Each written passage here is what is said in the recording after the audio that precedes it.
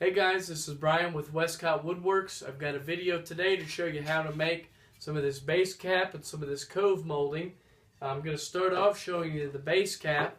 It's got this little hourglass shape to it. This stuff sits on top of your base trim in your house, office, wherever you want to put it really. I'm using a store-bought 2x6. You can use anything 2x material-wise, 2x4, 6, 8, 10, whatever. And then you may have to plane a little bit of the thickness, and you obviously have to straighten one edge out. Sometimes the boards from the big box stores, believe it or not, can be bowed and twisted. I know you'll find that hard to believe, but anyway, use a table saw, track saw, joiner, whatever you got to do. Just get one straight edge on there before you try and run it. I'm using the Freud base cap bit. Part number is 99480. I think there's a couple different options, but that's the one I'm using. It's carbide tip. I know I said I'm using pine, but I'm able to take off all of this material in one pass. I'm not moving real fast, but it doesn't bog down, and it blazes right through it. So that's the base cap. Then I'm going to show you how to make this cove molding, which a lot of people use for, when they're doing steps, stair treads. It kind of sits in the back between transition between the tread and the riser, or they'll use it around a door trim, which is what I'm going to be making this to use for. To do that, I'm going to use Freud's 1/2-inch cove bit. It's got this bushing on top. I'm still going to use a fence and set it up that way, and I'll show you how to do that a little bit later. For that, I'm going to be using poplar. I just wanted something a little bit more durable because it is going to be door trim, which, when you move in and out of doors, sometimes can get banged around. So I wanted something a little bit harder, so I'm going with poplar for that. I'm just going to show you how to make two little pieces for the sake of the video. Trying to do really long boards, it would be really hard for me to set it up so you could see that whole thing. So I'm going to show you how to set it up and run these sample pieces, and then the concept is the same to run the full-length boards that I'm going to do later to install in my house. So stay tuned, and we'll get started. To get started here at the router table, the first thing you do is obviously have your router unplugged, like this one is. Then I've installed Freud's base cap bit here. I'm going to be using a fence, or this fence here, which is different than the standard fence that's connected. The reason being, we're going to be jointing the edge onto here. Obviously, you can see there's no bushing here. So when this runs through this fence, it's cutting this profile all the way through the wood. So when it comes out this fence, or comes onto this fence, it's actually going to be a different overall width. So that we're actually going to be taking width or material off of the entire thickness of the board. So to set this up, what I do is I take a straight edge here, find the deepest point on the bit, which is right here. I'm going to just kind of place the straight edge up against that.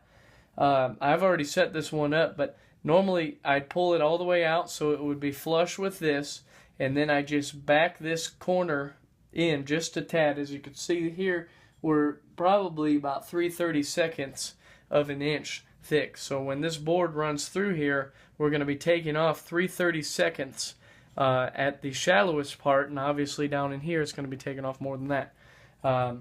Now we're going to go ahead and run just a little bit of the board in here so we can set up this other side of the fence.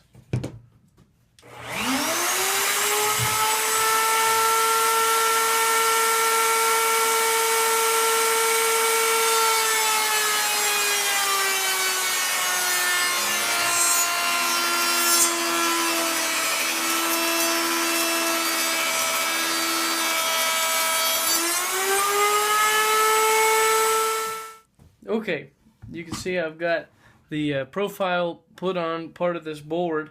I'm going to show you why I do that here in just a minute. First thing you're going to want to do, though, again, is unplug your router. You don't want to accidentally bump the switch on while you're doing this. So when I ran that first pass, I just held it tight up against this fence, just went a short ways. Now what I'll do is I can set up this other auxiliary fence to go off of that. Now I don't have really a good way to measure this other than to say my straight edge when I set up this fence looked like it was about 3/32. So if I were to somehow measure this out, this fence should be further this way, 3/32 of an inch, because that's the material that's being taken off this entire cut. So we're going to set up this fence here off of this cut, and then run the rest of our board.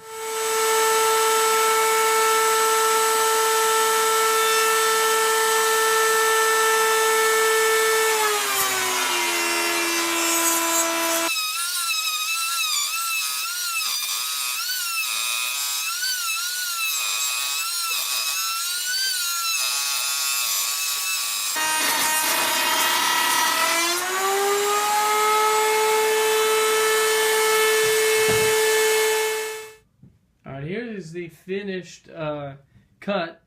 I've got a little bit of tail right here. I can go right down and just break all that off.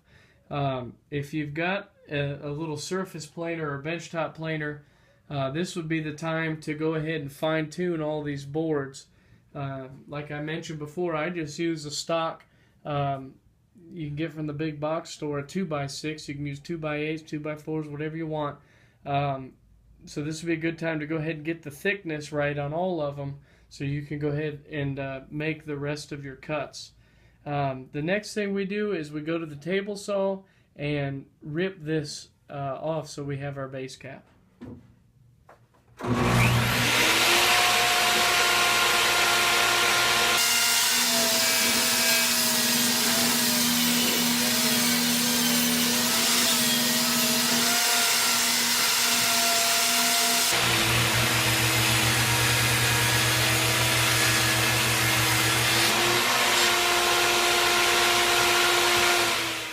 I forgot to mention, before you rip this piece of base cap off of here, make sure you put a nice rip blade on the table saw. I'm using Freud's thin curve rip blade, and it powered right through this.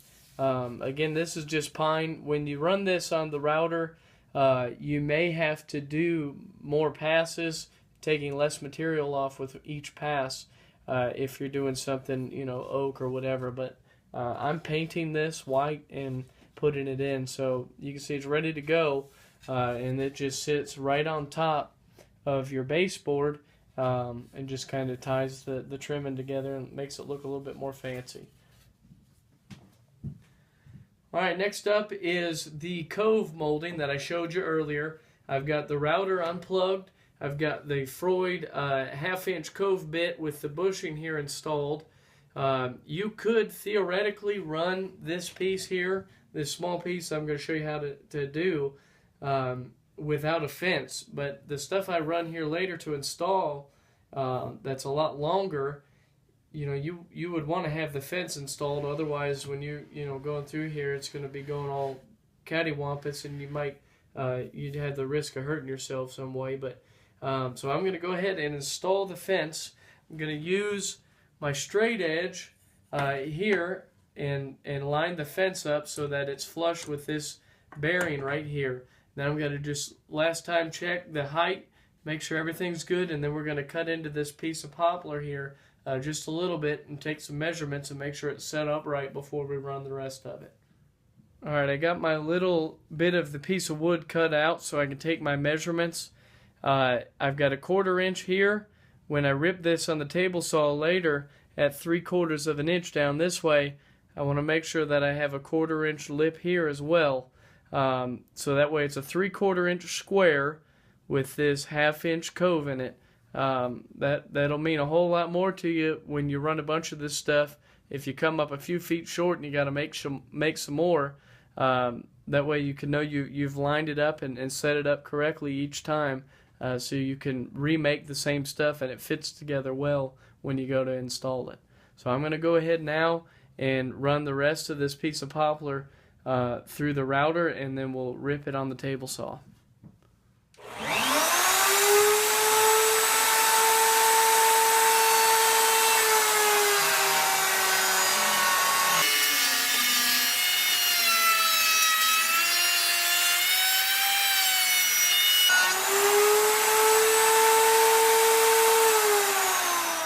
Alright, again, just like with the base cap, you want to have a nice rip blade on here. It's the 10-inch thin curved Freud ripping blade, and it'll buzz right through this poplar. So I'm cutting it again at 3/4 of an inch, and then we'll just take one last measurement and make sure this piece is right before we run the rest of it.